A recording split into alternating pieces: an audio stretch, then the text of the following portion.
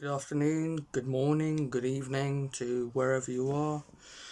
I'm in my bedroom because it's sort of the only place I can do any recordings at the minute. I don't really have anywhere else to do recordings. Just too much background noise and too much interference, really. This is going to be a review for Breaking Lights by Mr. H Reviews and his production team, Production H Film. I've actually been sitting on this for for a while now. Um, for members of Mr. H Reviews' channel, we got on like an early premiere preview of it before it was on out for sale. So before you could buy it as a Blu-ray. So I'd sort of had like my review in my mind already sort of like the gist of what I wanted to say for the film already thought out, but I've watched it a few times now since I got the Blu-ray, and I watched the documentary as well, the making of the documentary and the gallery as well. And I haven't written anything down, so it's going to be completely different to Blackfields' review, where I wrote everything down and I just read my notes. So I'm gonna do. It's gonna be like a review discussion, because I watched Breaking Lights, then I watched the making of, then I watched Breaking Lights again, because after watching the making of, it kind of completely changed my perspective of what Breaking Lights is about. So Breaking Lights is actually about has been touted not touted has been, as Mr. H has said, is about suicide and mental illness. uh, um it's about how men suffer from, I think, men or mental health in general, but it's looking at mental illness through the lens of Cthulhu, through the lens of H.P. Lovecraft, through the lens of cosmic horror. So it follows a bloke like your everyday man. He's literally like your run of the mill Tom, Dick, or Harry. He's just your average bloke, and you see him progressively going from. It's only like a 10-minute film. You see him walking, going by his day to day, not exactly a day to day life, but he's obviously been devastated by some sort of loss. You don't know what that loss is actually. It's I think it's quite ambiguous. From my perspective, it's quite ambiguous. You only There's only one scene where they say that, oh, his wife has left him with his and his kids have left him, I think, and he's lost his house or something as well. But the crux of what's causing this man to be um despondent, um in this sort of catatonia, this sort of zombified is the only way to put it, because um he is sort of like depressed, and sort of like a slowly losing his mind as the film progresses. But his behavior, his mannerisms, and all behavior, mannerisms, the voice, the language, the way he carries himself through the film is someone who's gave up on life. It's like as if someone's just sucked out his life force, and all that's remaining is a husk of a person, of a man. Yeah, that's basically that's kind of a way of describing what depression and severe depression and suicidal intentions are, where you are just a husk of a person that words don't do it justice. It's something that you have to experience. It's it's not something that I can do it justice as to what kind of feeling it is. Yeah. So you watch this man. He's just going about, and he shows anger. He shows signs of um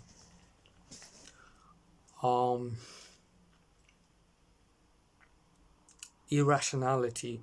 I'm not gonna say madness or psychosis because um the way the film is talked about in the before like if you watch Mr. H reviews, so you'll know that he's talked about it quite a lot, and he's talked about how it explores like sort of like a madness in this person. um but I don't want to use madness yet because I haven't explained gotten onto the part where it's like psychotic. So you see this man, he's sort of drawing on his walls. He's sort of sitting, cradling this sort of like figurine, like a statue, like an ornament, really, of like this sort of like a deity.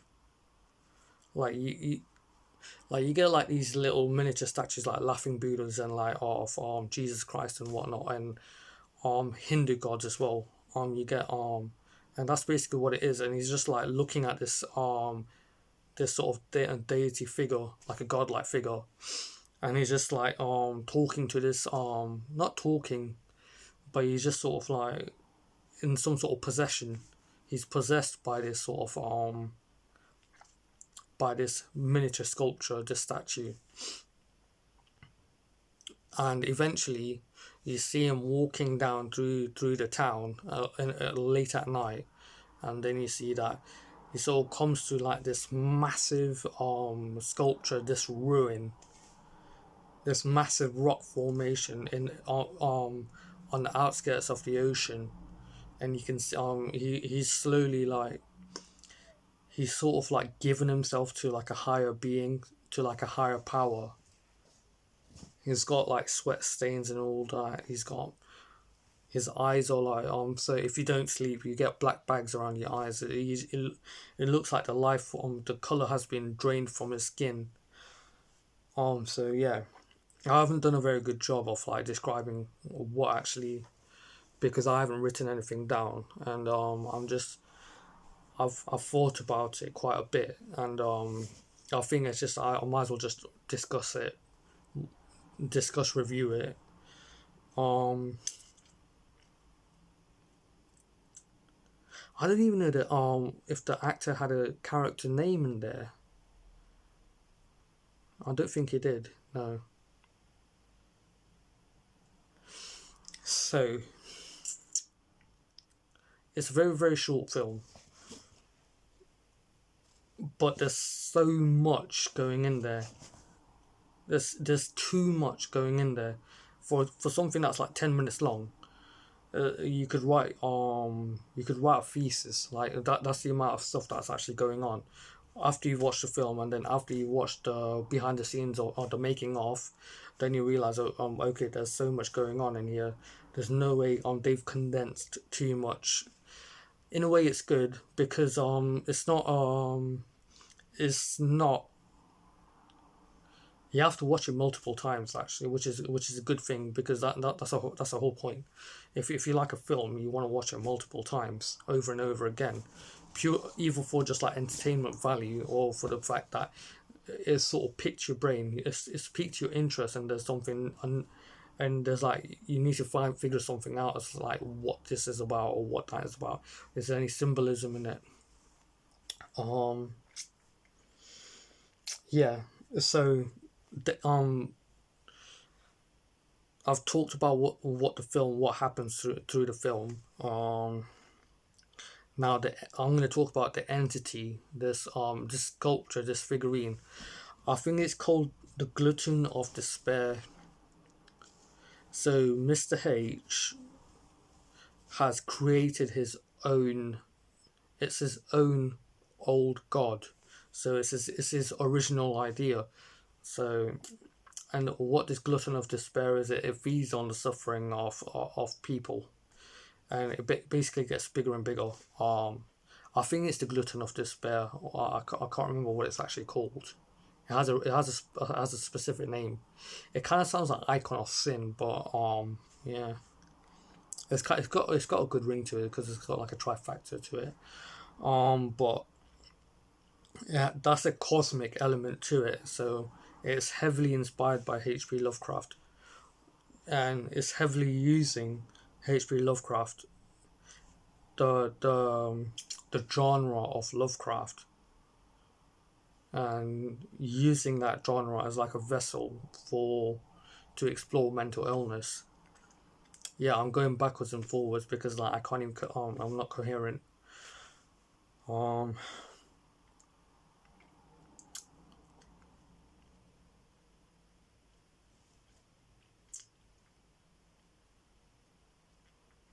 I don't think I want to go too much into it at the minute. I've already gone too much, I think, into it because I haven't really talked about the technical aspects and what I think was good or what I think was bad or what could be improved. There's a few things that I think could be improved in terms of like a stylistic choice and technical aspects, really. Um,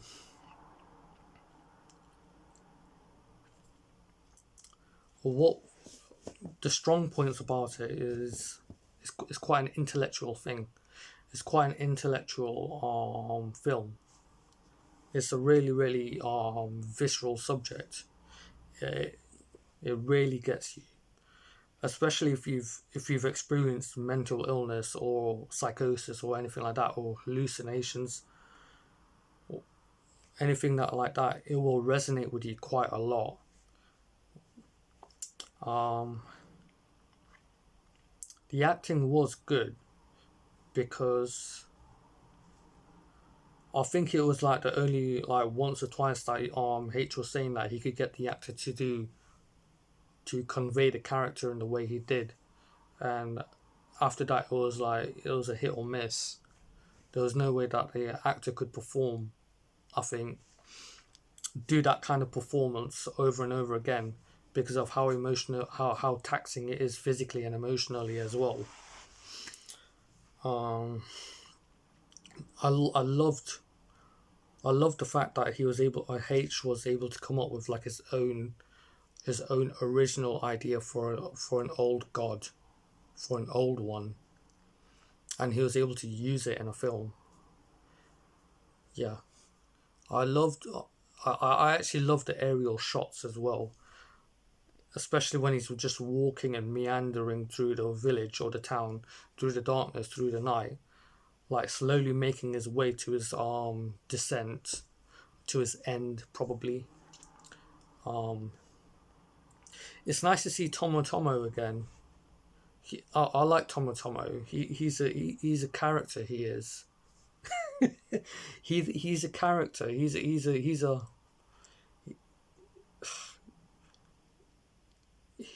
got a charisma about him. He's really good. It was good seeing him again, Tomo Tomo. Tomo. Um, what else? Yeah, I guess those are good things. I guess the other I'm not gonna say it's like a good like the positives about it, but this is something I think where it sort of splits the film completely because on the one hand it has a massive narration. So even though it's a short film and there's not a lot going on visually, I haven't mentioned this before prior to this, but like there's a monologue that runs throughout the film, and that monologue is the main emphasis of the film, which is why I'm struggling to come up with any positives in terms of like the visual or technical aspects because yeah. So when I was thinking about um the monologue,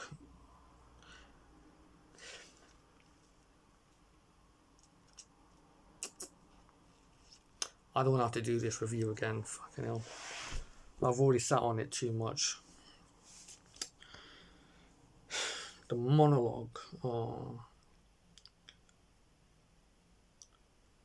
The language used in the monologue is traditional. I'd say it's traditional in the sense that you can clearly tell when you read something from current, if you read an article or something from current era, but then you read something from the 1930s or the 1940s, there is a massive, massive difference in the language being used.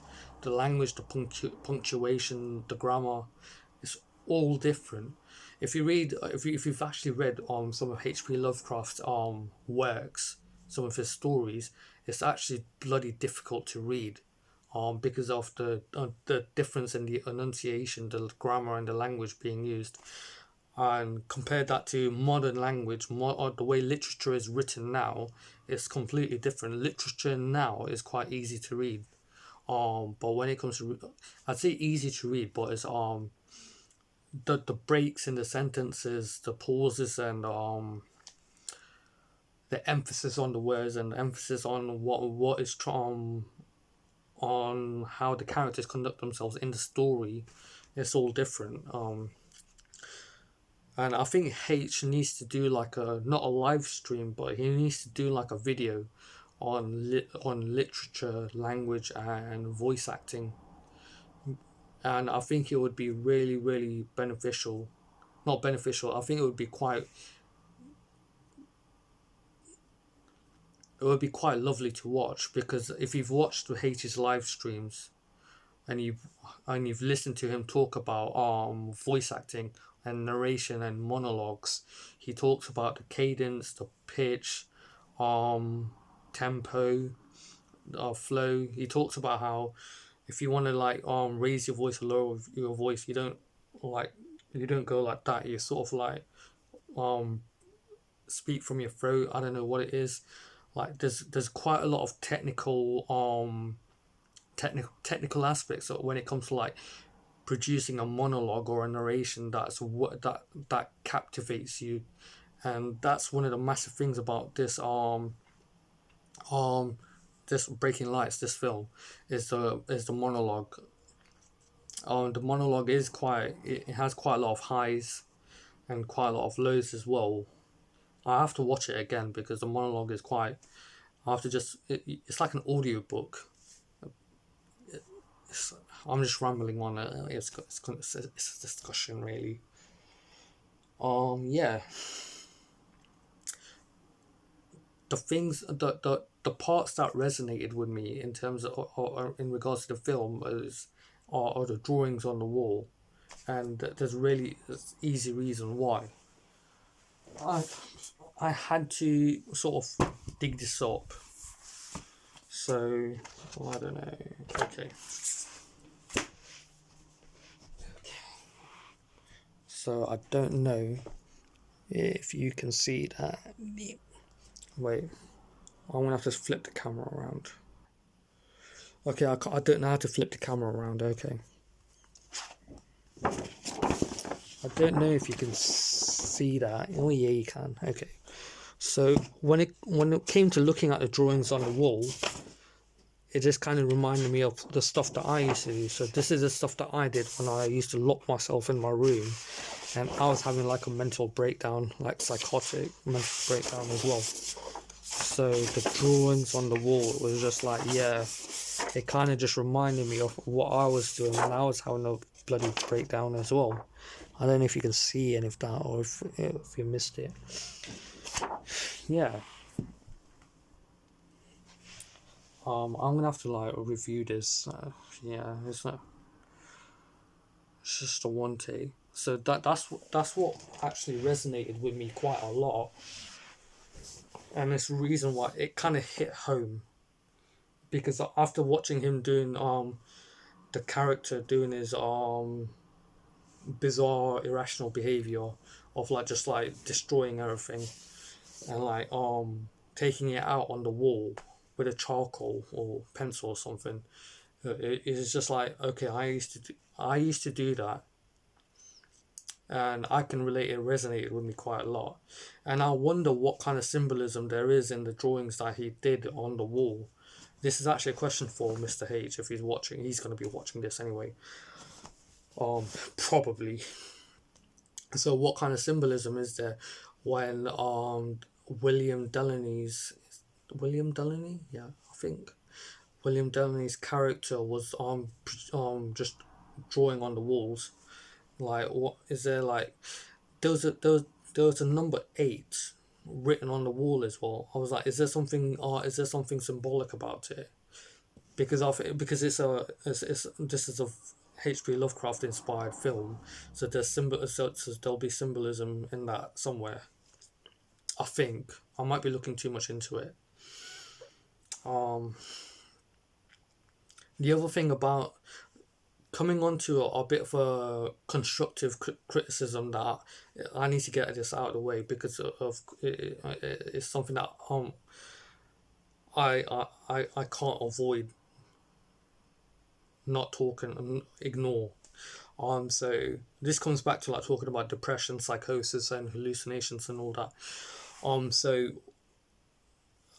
when I experienced it, um, there was like a fog or a mist or like a haze, and it didn't matter how many times I cleaned my eyes or how many times I cleaned my glasses or scratched my eyes. That haze, this fog, will still be there, and that comes on to the way the film is shot. The film is too clear, it's too crisp. That's that's the only thing. It's like if one of the things about mental illness is like you have like a fog, like this sort of mist, and everything's sort of like sort of suggestible because your brain is not filtering out information properly. You think you're seeing things there, or you think you're not seeing things there. You don't understand why things are. You're trying your best to focus or concentrate, but things are just sort of like out of your reach. And when it came to like watching the film, because I knew like I've listened to H talk about this film for months, and he was saying that it explores like mental illness, suicide, and depression. And but the one thing I can't ignore is how just the high definition. It's like ultra 4K high definition. It's just like too clear. Uh, um, I will say I do admire. Well, no, I do admire that you try to use grain or noise to make it like to give it like a look, like a, I don't know what to call it, but I think you'd be interested in. So I used to do photography, and I did 35mm photography. And one of the things about 35mm photography is that it has like a sort of like a noise, sort of like a quality, like a texture to it, that you can't get. I don't think you can get with digital cameras or DSLR cameras. And that's the other thing. It's like if you like looking at the video, looking at the technical aspects, the visual of it, you think it's got like a texture to it. It's kind of bizarre saying that, but it does have like a texture, like a feel to it. And like, so I don't know if you can see that. So this is 35mm photo taken. So it's got like a sort of like a, I don't know if you can see the sort of graininess to it. This is like, I don't know if you can see that, it's sort of like blown out a little bit. You can't see it because my camera's not doing it justice. Like, I don't know if you can see that either because my camera's crap. It's just a phone. So when it came to like looking at watching the film and thinking about it, because I watched it through like a critical eye. I was thinking, like, okay, if it's to do with like suicide and depression, one of the things is like, your vision won't be crystal clear like that. There will be like a haze, and that comes into like that could come into like sort of cosmic sort of element to it as well. Where you could say like the haze or the fog is to do with like the higher power, where you can't see and you're trying to see.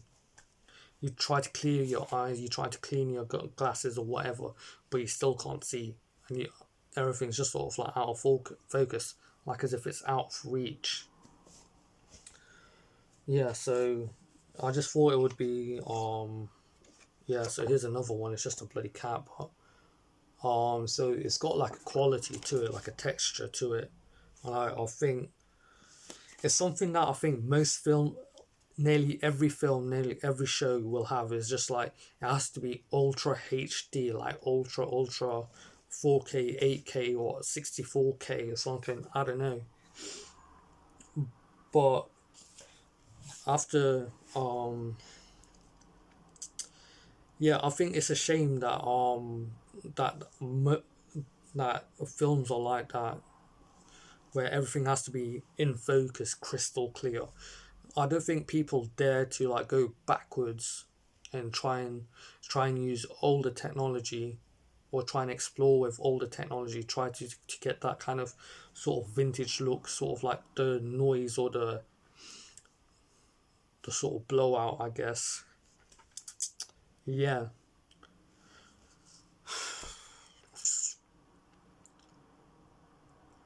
like I said, it's just there's so much into this film. It's like 10 minutes long. This film could easily be 2 hours long.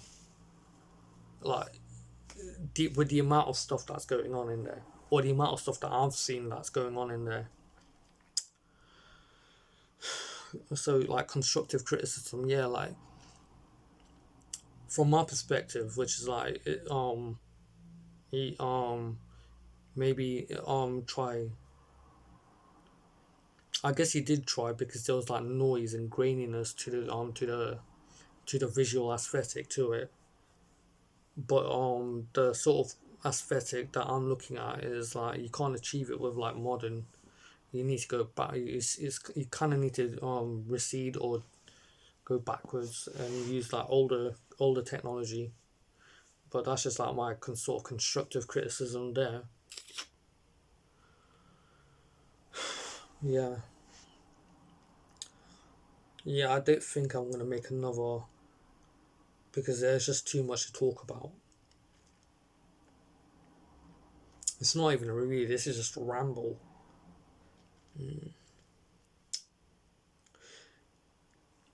After watching the making of documentary, which is pretty fantastic, um, one thing that I think is quite clear is that Jasper's in every scene. I think Jasper's in every scene, but he's just out of camera or out of frame. Which is like you only see that after you've watched the breaking the making of, which is like Jasper was there licking his hands, and it was like I need to go back and watch the film because like I think has he been looking and licking William's hands throughout the film or something like that. So it's like yeah, I need to see if I can find Jasper in the film because he is in there.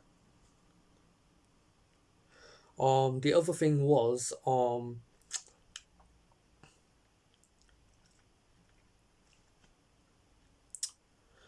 the health and safety aspect of it as well. So one of the things is that because this was filmed on location. Actually, yeah, that's the other thing, the set design and the location as well. So I liked how was there only one house used, and the aesthetic was changed to make it look like the character's house, then the pub, and then the bedroom or the bathroom. So that was quite interesting. That was I actually liked that how just the one location was used for that, but yeah, you changed the aesthetic to make it look like a kitchen or a bathroom or a pub. That I actually quite like that. Um, yeah, filming on location. Um, so Black Church Rock. I think the massive sort of rock sculpture is. It's like a natural formation. They've said it in the making of. It's a natural formation. One of the thing I'm glad that you get to see that they've actually filmed on location, and one of the thing that needed to be emphasized was the health and safety aspect. I think help. I think the health and safety aspect in terms of like modern filmmaking is completely redundant or non-existent because of because everything's done on like green screen, And after watching H filming on location, I was thinking he could just easily slip and fall over and crack his head on a rock, because if you've been to the seaside, or if you've been on those rocks and stuff, like they're really really slippery. You could easily just fuck up everything there and then. So you gotta give credit when you go to film on location. Uh, you are in your elements. You are out there in the elements. You're exposed to everything. So I think that the staff, the cast, and the crew as a whole need more credit when it comes to like working out there in the elements, because you could easily just fuck up, like human error. Um, I guess it was like you've done your due diligence. Um, yeah, yeah. I think that's about it really. Like this wasn't even a review. This was just a ramble. Like I'll put this up. Um, and I'll probably make another. I don't want to make another one. I might do make something that's like 5 minutes. I can't even make something that's 5 minutes long. No, not for this. This isn't something that's like a 5 minute review. This is something that you have to go in depth and like, actually think about. Yeah, I actually mentioned Lord of the Rings as well, when it comes to like literature and language and punctuation. And I think H does need to make like a video, not a live stream, but an actual video on like what it takes to like do a monologue or narrate, or to conduct your voice as well. Because I've watched him do it on live streams, and it's like this is absolutely fascinating. It's lovely watching. It's sort of this is captivating to watch someone talk about when it comes to like the monologue or the narration, and how to conduct your voice. He really needs to do that. The other thing that was brilliant about the Breaking Lights is that in the making of, they made a list of all the people that donated to that particular film. So that's brilliant. I don't think Black Fields has that though, which is I don't know. I'll have to check. I think that is brilliant, because like at least like people can see like, okay, these I see these people on live streams. I see them in the chat. Like, they're like members as well, but like um you're actually recognizing that these people have actually helped you to make your dream come true. Um, yeah. All in all, it's a good. It's a. I'd say 6 out of 10, 7 out of 10. I don't do ratings. I'm not even a review channel. I'm just I just walk my dog and take videos of my dog. Um, I said this for Black Fields as well, and I'll say it for Breaking Lights as well. Like you need a bigger budget, like 500,000 or a million or something like that, like a proper feature film budget, because you've got like an idea that has potential to be a feature. And if you could recreate it into a feature like 90 minutes or 2 hours for something like this, yeah, then you need to do it, because there's too much going on. um like, share, subscribe, or dislike. Or it's been a long video. And check out Breaking Lies. Yeah.